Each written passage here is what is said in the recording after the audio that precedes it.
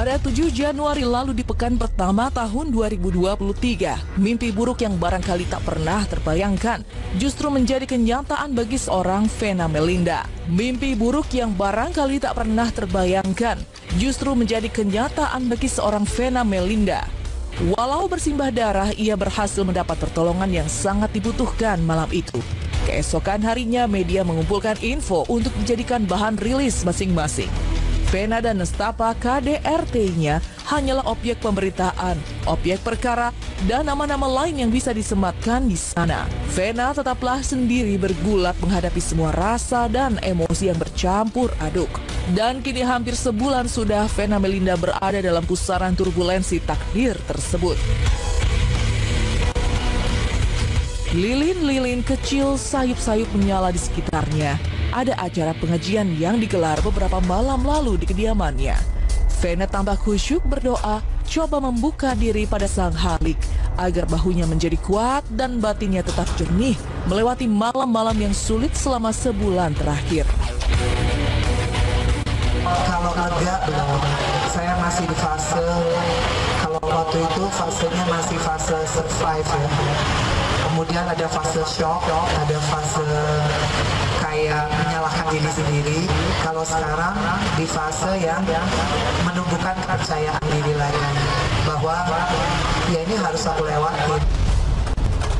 Keesokan harinya, terapi ke psikiater yang sudah dimulai beberapa pekan sebelumnya coba dilanjutkan kembali. Walau tak ada jalan pintas menuju kedamaian batin yang hakiki. Darinya pribadi masih sangat sedih ya melihat apa yang sebenarnya ada di dalam hati Mbak Kusayang yang tidak bisa disampaikan di floor. Jadi merupakan privasi Mbak Kusayang. Cuman tadi hasilnya ya masih amat sangat depresi. Untuk teknisnya seperti apa Pak Desi? Iya, tadi di mana saat saya melakukan konseling, memang masih mengalami traumatik. Kenapa tadi kok nggak mau ketemu para wartawan? Karena memang saat ada pertanyaan berhubungan terkait permasalahan yang dihadapi, itu akan muncul lagi traumatiknya. Nah, akhirnya saya melakukan teknik-teknik tentang konseling dan hipnoterapi. Tentunya kita masih perlu pendampingan khusus dan butuh beberapa treatment selanjutnya itu ke depannya untuk persiapan secara psikologis maupun mental. Ya, salah satunya menggunakan hipnosis, jadi menggunakan hipnoterapi. Jadi diinduksi kliennya di bawah trans, di bawah pikiran sadarnya, dan saya bermain di sana. Minimal seminggu sekali, karena memang harus continue dan tidak bisa serta-merta selesai. Karena Nyai pun dengan Pak Depa, dengan psikolog Bu Citra, dan juga dokter Diki, itu udah hampir 4 bulan lebih untuk Nyai pribadi, itu belum bisa merilis. Sekarang tinggal gimana saya supaya nggak terpuruk secara mental, tetap harus kuat buat anak-anakku karena mereka masih butuh aku. Kalau yang gede-gede pasti butuh doa aku, yang kecil Fania pasti butuh aku didik. Jadi ya sekarang di titik terus memacu diri untuk bersyukur. Jadi healing sendiri ya. Kadang kalau sedih, ngomong sendiri. Pernah saya juga kalau lagi sedih terus lagi semua pada sibuk gitu, udah ngomongnya sendiri, udah bisa, nggak ada apa-apa gitu.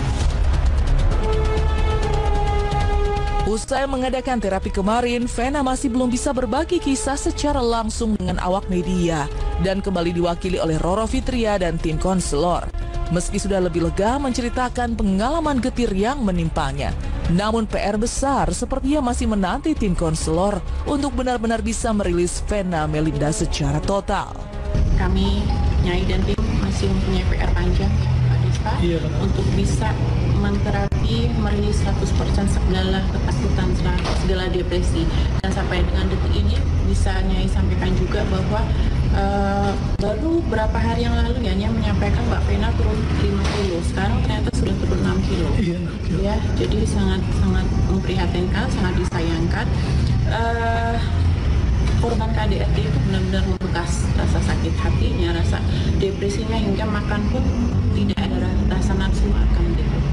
Pelan-pelan sudah bisa mengikhlaskan, tapi tidak mungkin ya, nggak bisa serta-merta. Sekarang udah ada agak membaik di situ dan dia bisa menceritakan lebih lega dibandingkan sebelumnya gitu. Memang tapi tadi saat terapi pun masih nangis dia. Ya signifikan tentunya, sangat signifikan, tetapi memang kembali lagi ya, karena ini kan memang yang ke pos media kan kejadian waktu itu ya, tetapi sebelumnya kan sudah ada KD dan KTP sebelumnya yang sudah dimaafkan, tapi terulang kembali. Kalau untuk persennya pada dasarnya terus meningkat Bang, terus meningkat dan terus meningkat gitu. Tapi ya dia masih ada, terkadang saat dia tidur, nah dia masih ada mimpi buruk, terjadi sebuah proses yang terjadi saat ini. Mungkin yang kayak apa gitu, apakah dia mengigau Pak atau gimana gitu? Ya ada sempat mengigau, benar. Apa yang disampaikan ke saya, dia bilang bahwa sering mengigau karena masih tergambar dengan jelas, apalagi ada trigger, ada pertanyaan apakah kejadian itu gimana Mbak Vena, kan banyak orang peduli ya, semakin banyak orang peduli sangat luar biasa, tapi pertanyaan yang sama nanti dia akan keluar lagi gambar kejadian seperti yang membuat dia trauma. Hingga saat ini Ferry Irawan sendiri masih mendekam di tahanan dan beberapa waktu belakangan seolah berada di atas angin karena berhasil menggugat cerai lebih dulu Vena Melinda. Ternyata bagi pihak Vena, Ferry justru melakukan blunder sehingga Vena tidak perlu menggugat lagi.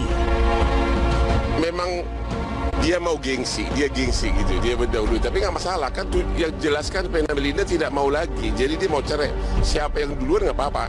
Yang kedua dia mau coba, nanti dengan putusan itu dia berharap bahwa seolah-olah bukan KDRT, seolah-olah Vena yang memukul-mukul dirinya gitu loh. Kepada istri tersayangnya, maka nanti itu semua akan kami sajikan di pengadilan, di proses pengadilan. Kapan terakhir Bang diberikan materi? Ada, nanti kita kasih ya. Kalau sekarang kan masih bersifat rahasia karena akan kita ajukan sebagai alat bukti. Vena Melinda sendiri memastikan bakal hadir mengikuti semua proses peradilan yang bakal digelar. Tak peduli apakah harus bersua lagi dengan Ferry atau tidak.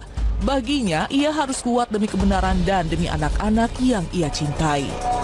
Masih berkomnas perempuan, saya masih menghadiri peradilannya, baik itu dimanapun ya.